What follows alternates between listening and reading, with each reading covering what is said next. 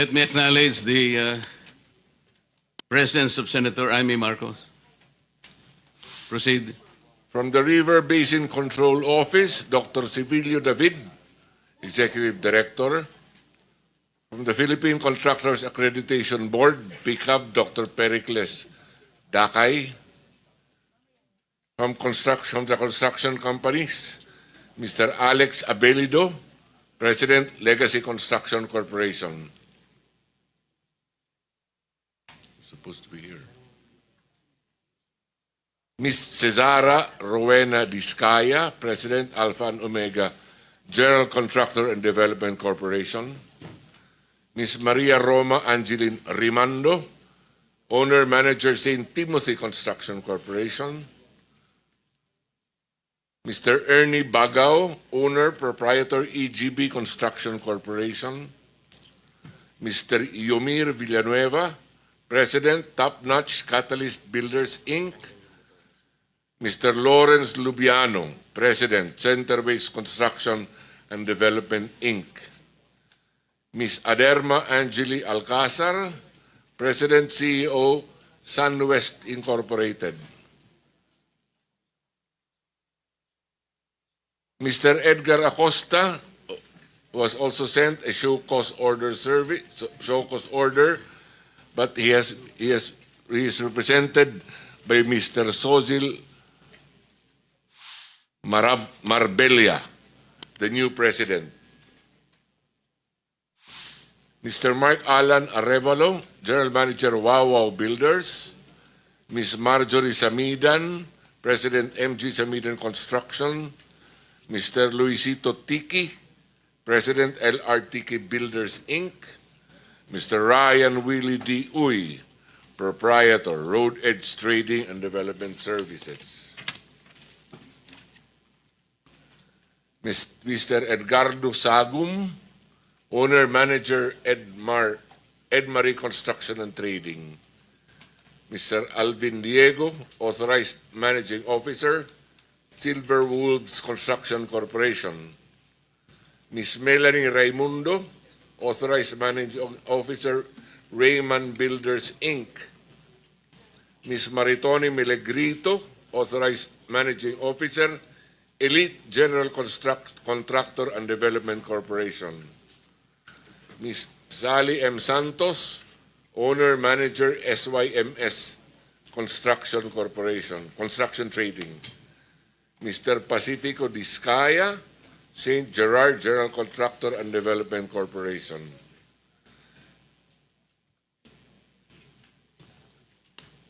From the insurance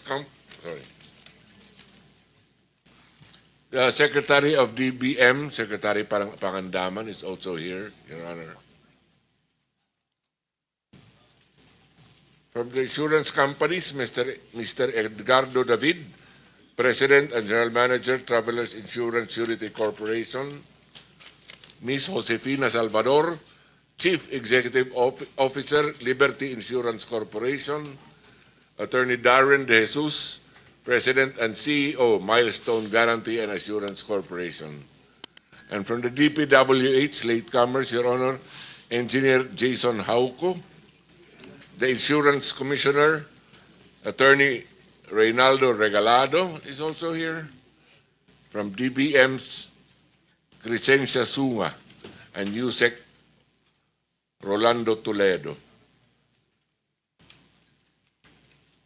And two more, Virgilio Eduarte from the Department of Public Works and Highways. And from 8J's Construction Services, Ms. Josefina Rosario. Those are the ones present, Your Honor. Mr. Chair, if I may. Thank you, Director General. Senator Jinggoy. Mr. Chair, may I ask the COMSEC if how many are those invited and did not attend today's hearing? Director General, please respond. Your Honor, Mayor Benjamin Bangalong was invited, but he sent a regret letter. He says that he will testify in the House first. Who else? May we know how did he explain The note is this, Your Honor. He is anticipating that he will be called as resource person before the House of Representatives.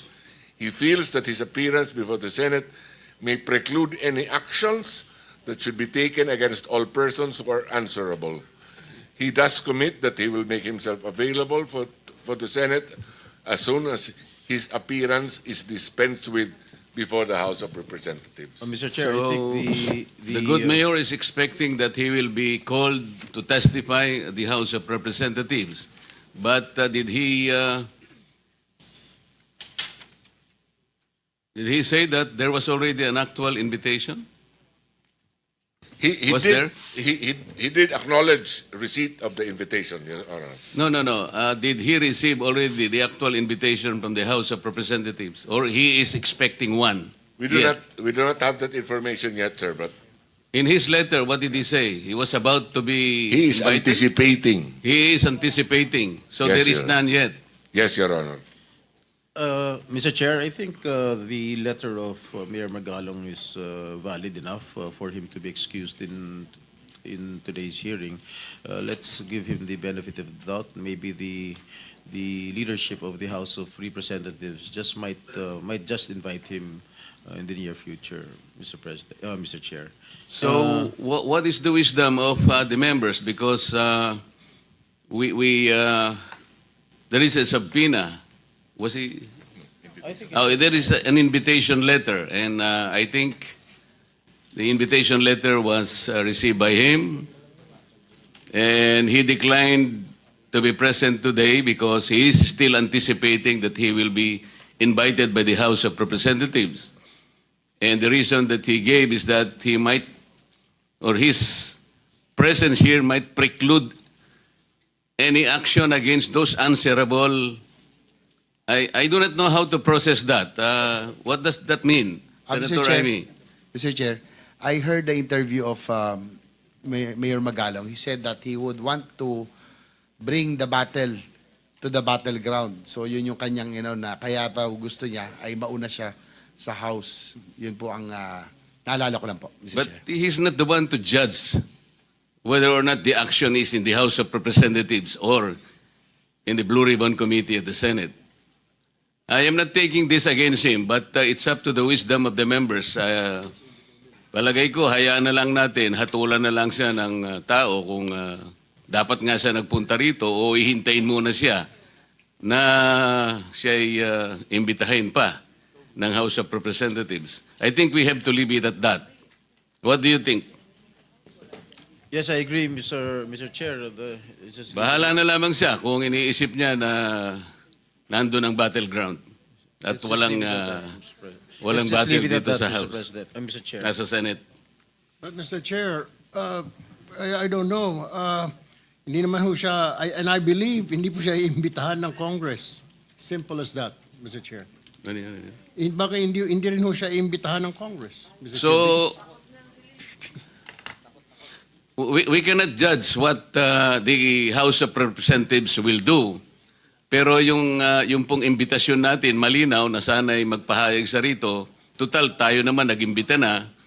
Ngunit kung inihintay niya na imbitahan siya ng House of Representatives at sinasabi naman pala ng House, hindi siya iimbitahin, o de, bahala na lang sila kung anong gusto nilang mangyari. Pero as far as we are concerned, we are serious in inviting him to help us shed on some issues that this committee is trying to deliberate on. Let us proceed now. Yeah, before that, who else, those who are invited who did not attend today's hearing, aside from Mayor Magalong?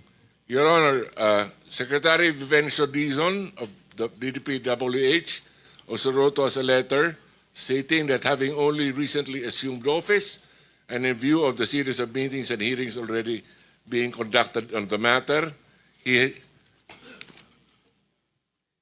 has had not sufficient opportunity to address several urgent and pending concerns of the department.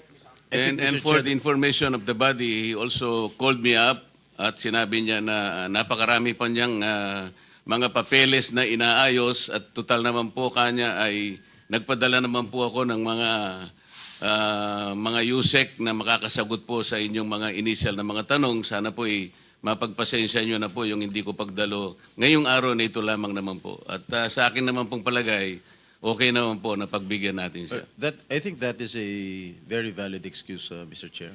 Thank you. Who else? And Who else? All the contractors are present here? And the DPWH officials that were invited, are they all present?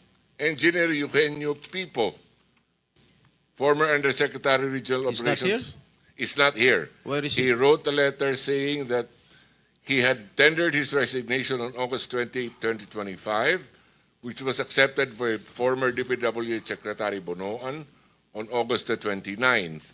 Furthermore, as of August the 29th, Undersecretary Ador G. Canlas has been designated by former Secretary Bonoan as Undersecretary for Regional Operations. but that one is not a valid excuse. Even if you resigned, for courtesy, you have to be present because you are invited to appear. Anyway, we will deal with that matter in the next sessions that we will take. I was.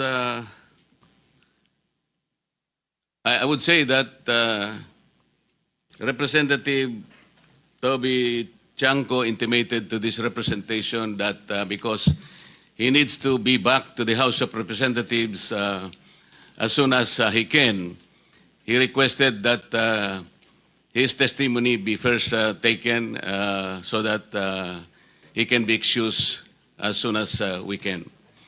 I approve, and I think the body will agree that anyway that he is present today, we can start with him.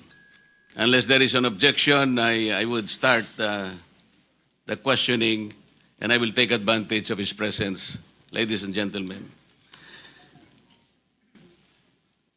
Congressman Toby, I am very grateful that despite your very busy schedule, you made time to appear before us. Let me first ask you that in one of your hearings at the House of Representatives, where particularly the insertions have been discussed, I remember Representative Egay Erice and yourself were asking that Representative Elizalde Co be invited in order for him to shed light on the issues being taken up in that hearing. Am I correct, sir? Yes, Your Honor. And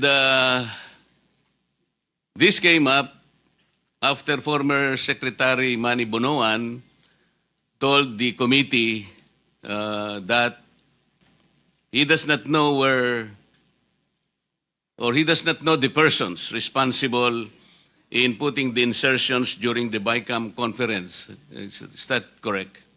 Your Honor, can I clarify that statement? Yes, please. Ganito po yung nangyari dyan. No? So nagsimula, ang una nag-interpellate ay si Congressman Erice.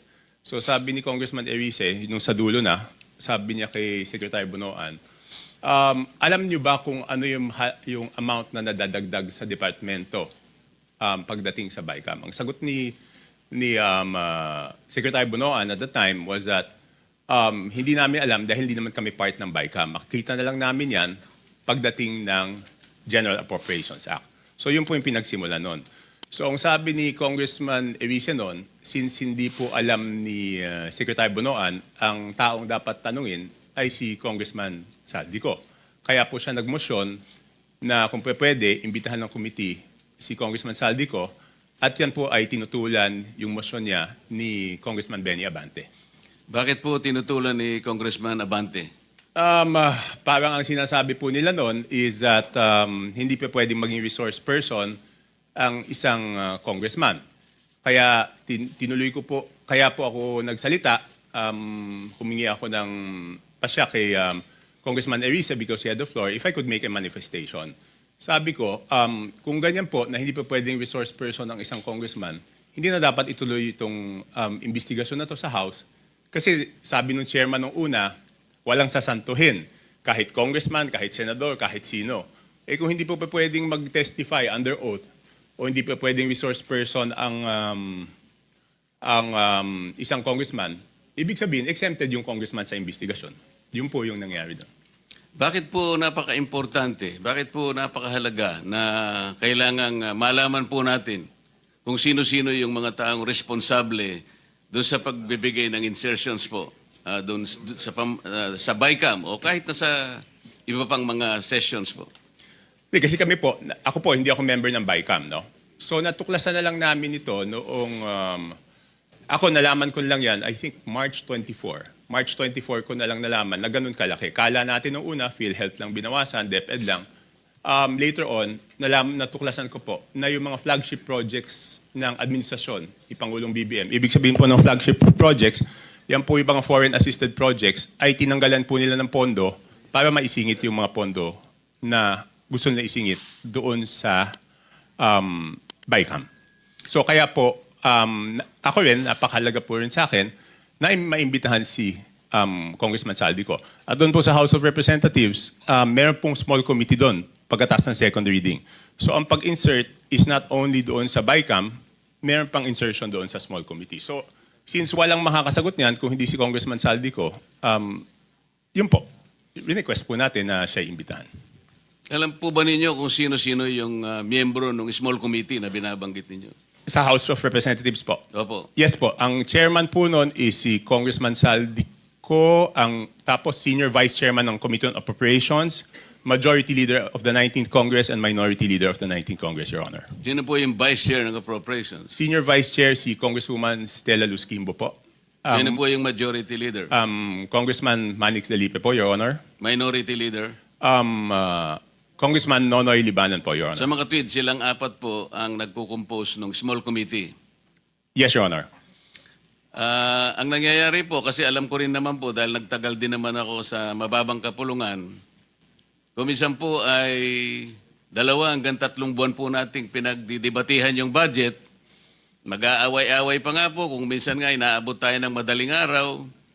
At katapos-tapusan ang sinasabi ninyo ay 4 na tao lang pala ang gagawa ng mga bagay na inyong gusto sanang malaman kung anong nangyari.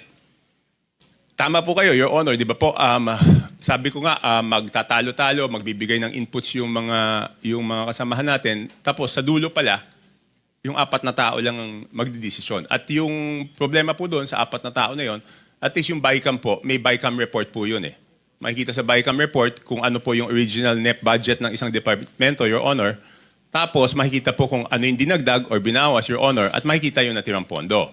Ang problema po doon sa small committee, wala pong ano yun.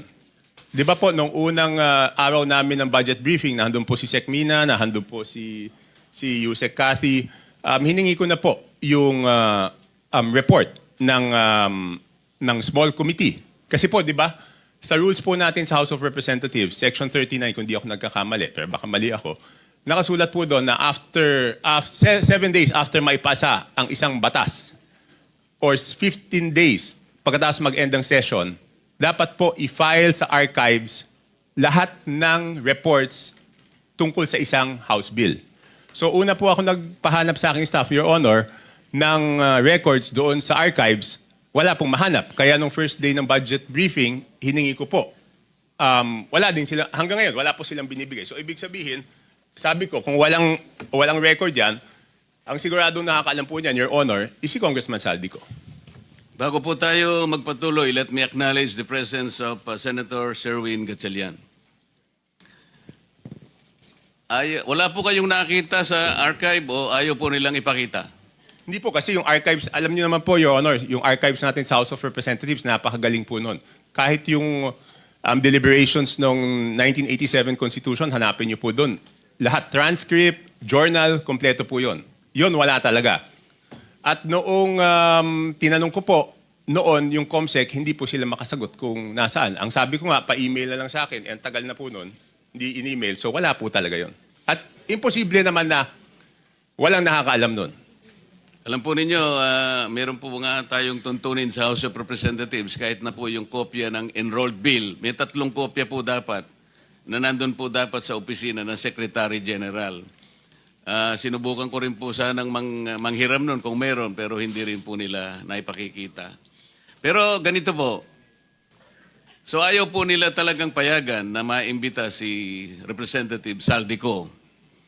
Meron pang pagkakataon na kahit paano nakita nyo rin po kung sino talaga ang may kagagawan ng mga insertions doon sa BICAM? Hindi po, ang ginawa ko po, Your Honor, is nag-research na po ako kung sino po yung gumawa ng insertions. Paano po kayo nag-research? Ganito po, okay, mahaba po yung history niyan, Your Honor. To be very blunt about it, di ba po, nung nabawasan ng flagship projects yung Pangulo, nung nakita niya po doon sa Sagaan na nawala yung kanyang malalaking proyekto, yung flagship projects ng gobyerno, naghanap na po siya kung saan napunta yon.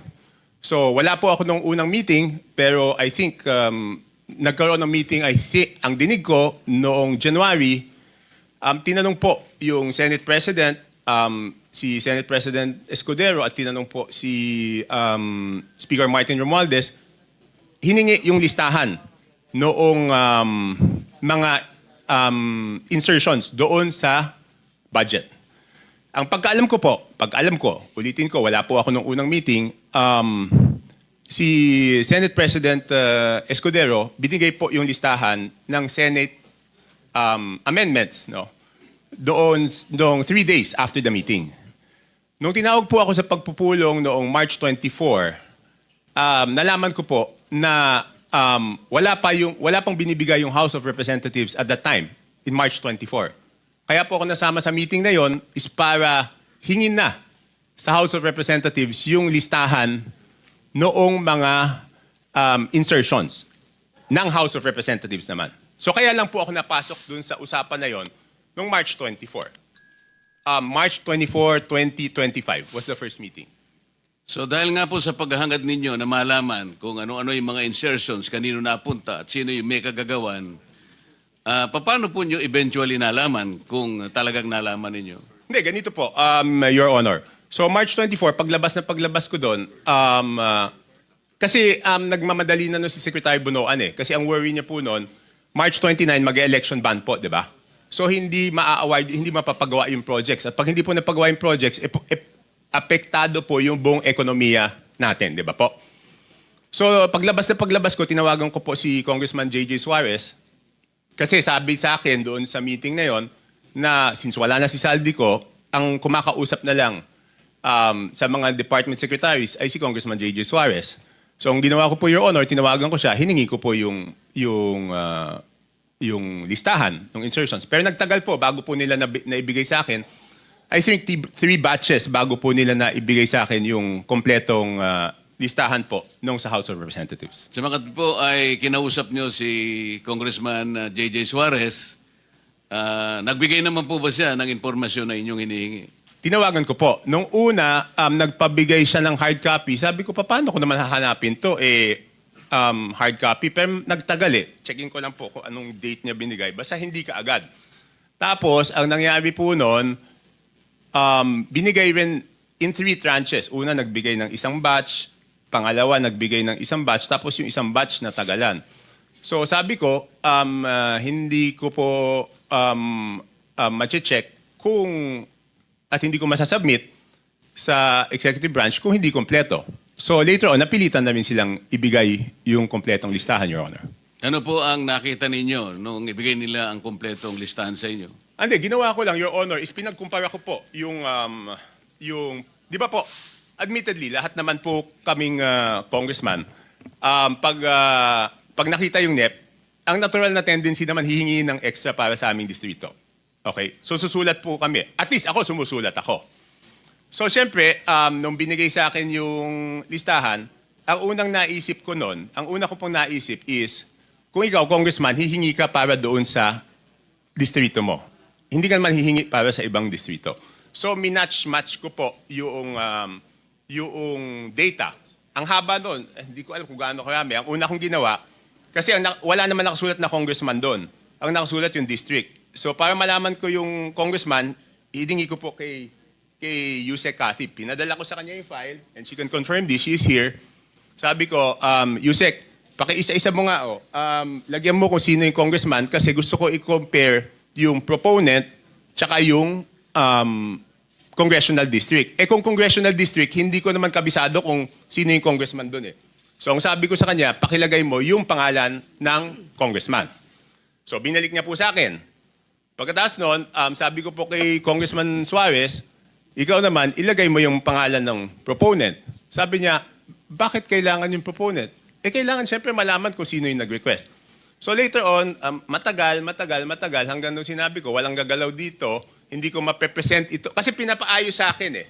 Siyempre gusto ko, pag pinisenta ko po, dahil ako magpipresenta nun, kailangan kumpleto yung data. So sabi ko, hindi ko masisimulan yung presentation kung hindi nyo ibibigay kung sino yung proponent. So later on, naibigay din. Hindi ko lang, wala lang yung telepono ko sa akin, Your Honor. Hindi ko ma-check na andun.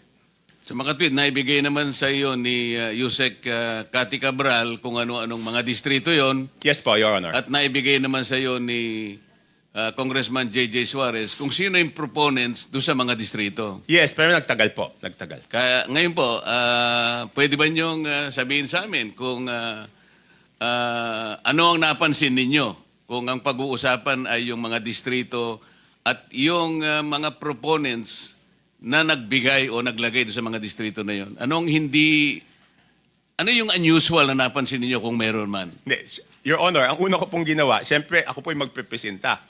Ayoko naman na ako magpipresenta tapos mali pala yung data na pipresenta ko. So ang una ko pong chinek, Your Honor, is yung kasi di ba sa BICAM, may nadagdag naman talaga po doon sa Navotas. Okay? Yun nga, ini-issue sa akin, insertion yun. Hindi ako makakapag-insert, Your Honor. Kasi ako po ay hindi membro ng BICAM. So pwede lang po ako mag-request kung ano man yung pumasok doon sa BICAM, yun amyenda na pinayagan ng BICAM. Okay? Opo. So, para hindi ako mapahiya, ang una kong chinek is kung tama yung pumasok Sa ilang nadagdag. distrito? Hindi, yung sa akin muna. Yun nga po, sa distrito niyo. Kasi alam ko po kung magkano yung nadagdag sa akin sa BICAM. Tumama naman po. Tumama, kasi ang request ko noon is 1.1 o 1.2. Ang pumasok po galing sa House of Representatives na request is 529 at meron po galing sa Senate na 121 po yata. Pero yung sa Senate is all classrooms po yon. So nung tumama na, sabi ko, since tama yung sa akin na nadagdag doon sa aking NEP, kumpiyansa ako na tama yung records. So ginawa ko po, pinesent ko na po. Ano po yung nakita nyo sa ibang distrito na hindi masyadong, na very unusual? Halimbawa, palimbawa sa dalawang probinsya ng Mindoro. Mindoro Oriental at saka Mindoro Occidental. Because I'm going to take advantage of the presence of the good governor of Mindoro Oriental. Kaya ko lang po tinatanong. With no offense meant, Your Honor, kay Gov. Dolor and to my fellow congressmen, ng district congressmen, ang una ko pong napansin doon is lumobo yung dalawang Mindoro, isang Oriental, isang Occidental. Ang NEP po nila is something between 1.5, sabihin na natin para safe ako, hindi lumampas ng 2.5 yung, but I have the figures, Your Honor, kaya lang para lang mabilis po tayo, Your Honor. Hindi lumampas ng 2.5 yung NEP nila, pero ang GAA po nila is, magkano ba? 20 billion. So, nagulat ako, sabi ko, in fairness doon sa mga district congressmen, Your Honor, hindi po nila kaya gawin yun. Hindi kayang gawin ng regular congressman na magdagdag. Hindi naman po sila miyembro ng Committee on Appropriations. Parehong first-term congressman po yun. So hindi nila kakayanin magdagdag ng ganun kalaki. Kasi ang hirap po, di ba? In my case, nag-request ako 1.2 billion, ang nabigay lang 569. So paano namang itong congressman na to, makakapagdagdag siya ng ganun kalaki? So chinek ko na po, sino yung naglagay ng mga pondo doon. Sige po. Tapos po, nagulat din ako kasi siyempre makikita ko doon sa proponent tsaka doon sa district congressman. Nagulat po ako na, for example, alam ko po kayo dating party list, Your Honor. Pero may dalawang party list po doon, nasa BICAM lang, hindi ko alam yung sa small committee, ay nadagdagan sila ng 2 billion. Anong party list po? Ako Bicol at BHW po. Ang alam ko po, Your Honor, ang party list congressman, ang allocation po yata, kung di ako nagkakamali, but I'm sure you know better, is 100 to 150 million lang. Tama po yun. Kapag kayo po ay party list representative, tuwang-tuwa na po kayo pagka nakakuha kayo ng 170 million.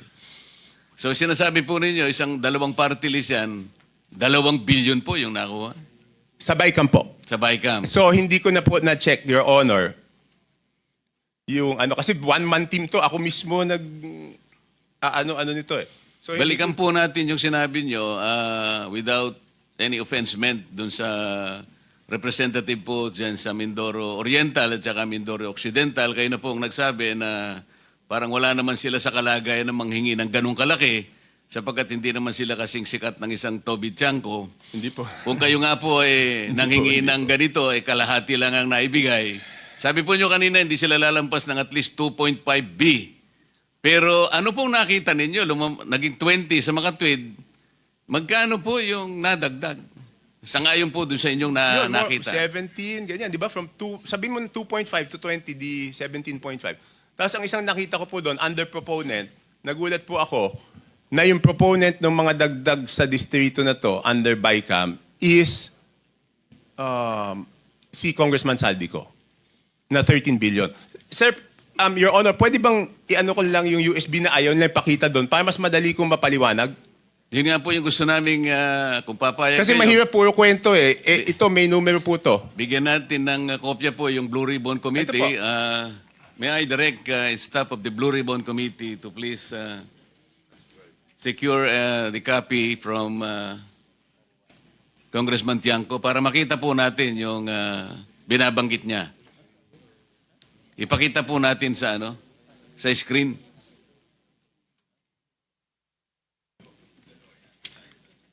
Let me acknowledge also the presence of Senator Rapi Tulfo.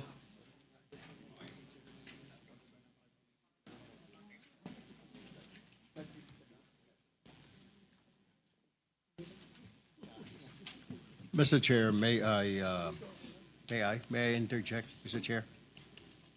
Yes, Senator. Yeah, I would like to direct this question Ah. to, Sandali. Let me acknowledge also the presence of Senator Bato. Continue, sir. I would like to direct this question to Congressman Toby Chanco. Sir, sabi niyo parang 17.5 ang nilobo nung budget. Tama po ba yun? Kunin ko lang po yung eksaktong records para sigurado. Kasi parang sinasabi nyo, to something lang ang request nung district na yon. And you don't believe na hindi nila kaya yung kasi mga ordinary at mga bagitong congressman. Tama po ba yon? Hindi naman po ordinary, sir. Regular. Yeah. What I mean to Regular. say, sa district ho na yon. Tama po ba? Yes, Your Honor. Ang tanong ko po ngayon, sir, may naririnig po tayo, ito po common lingo ito, yung sinasabing parking fee. Hindi ho kaya nagkaroon ng yung pondo na yon ay pinarada lang dito ng isang congressman na hindi naman taga roon. Ito ang tawag ay parking. Have you heard that, Mr. Chair? Yes, sir. Yes, Your Honor. Nadinig ko na po yun. Pero dalawang term po yan, di ba? Kung matatandaan nyo sa Kongreso, isa yung parking, isa yung sagasa. Could you tell us the difference Di ba yung between parking, Your and sagasa? Honor? Yung parking rep, Tiangco, medyo kabisado ko, pero yung sagasa, hindi ko pa, pwede bang ipaliwanag mo yung sagasa? Hindi. Yung parking po, Your Honor, is nakiusap ka dun sa district congressman. Yes. Pumayag yung district congressman. Yung sagasa po, Your Honor, is wala kang magagawa sa ayaw mo't sa gusto. Mas matindi pala yun. Oh, Your Honor,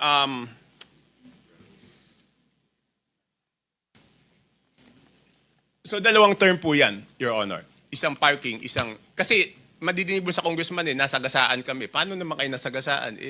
Binatuhan kami ng pondo na hindi naman namin alam. Ang ibig sabihin, Mr. Chair, yun nangyari sa Mindoro ay sagasa po yun? Your Honor, I have no personal knowledge. Your Honor, ito po. Mindoro Oriental, DEO, 2,530 billion ang NEP. Nandito naman po si Yusek Cathy, pwede niya i-confirm to kung pareho yung records namin. Tapos, ang total budget is 20,999 million. Tapos, yung Mindoro Oriental DEO, 1,508,583,000. Ang GAA po niya is 20,795,429. So nagulat ako nung nakita ko yon, Your Honor. Thank you, In Mr. Chair. both provinces, si Representative Saldico ang nakalagay po na proponent. Hindi, doon po sa ano. Kasi ganito po to. Ito na po yung total. Sabi ko nga, hindi ko makikita kung ano yung sa small committee. Ang nakita ko, nung tinitignan ko po yung kay Saldico, next slide please. Yan, maliit lang eh.